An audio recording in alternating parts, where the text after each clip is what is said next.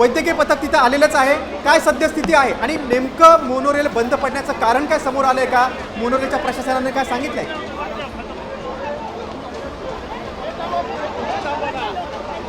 गिरीश, जे तांत्रिक कारण आहे ते समोर आलेलं नाही आहे. मात्र या ठिकाणी मोठ्या प्रमाणात लोक जे आहेत ती बाहेर आलेली आहेत आणि ती पॅनिक झालेली आहेत. त्यामुळे कुठेतरी पोलिसांनी देखील माध्यमांना जे आहे ते हटवलेलं आहे. कारण माझे नागरिक बाहेर काढले गेले आहेत, त्यांना बोलता येत नाही आहे आणि त्यामुळे कुठेतरी आता हे जे रेस्क्यू ऑपरेशन आहे ते कुठेतरी आता जवळपास संपेल थोड्या वेळामध्येच. मात्र मोठ्या संख्येत जे नागरिक आहेत ते वरती अडकलेले आहेत.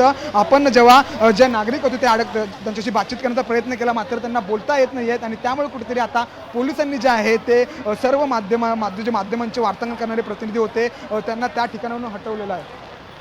सुरेश, मुख्यमंत्र्यांनी देखील या घटनेची गंभीर दखल घेत सखोल चौकशीचे आदेश दिलेत. मात्र मोनोरेल प्रशासनाचे काही वरिष्ठ अधिकारी तिथे आहेत का? त्यांच्याशी बोलण्याचा प्रयत्न केलास का? तर आपण या दृश्यांच्या माध्यमातून पाहू शकतो काही वेळापूर्वी ज्या वेळेला पूर्ण ही मोनोरेल भरलेली होती तेव्हाची ही दृश्य आहेत आणि आता रेस्क्यू ऑपरेशन सुरू असतानाची ही दुसरी दृश्य आपण पाहतोय.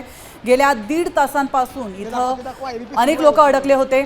काही वेळापूर्वी एका प्रवाशाने रेस्क्यू ऑपरेशन नंतर एका प्रवाशाने सांगितलं की साधारण 150 ते 200 जण या मोनोरेलमध्ये अडकलेले होते. तेवढी क्षमता या मोनोरेलची आहे का, हा देखील महत्त्वाचा प्रश्न आहे. आणि चौकशीमध्ये आता नेमकं काय समोर येतं हे देखील पाहणं महत्त्वाचं आहे. पुरी पॅक ती गाडी पुरी पॅक. अहो सर, आता isakal.com आहे देशातील नंबर 1 ची मराठी न्यूज वेबसाईट. प्रत्येक अपडेटसाठी isakal.com ला नक्की भेट द्या.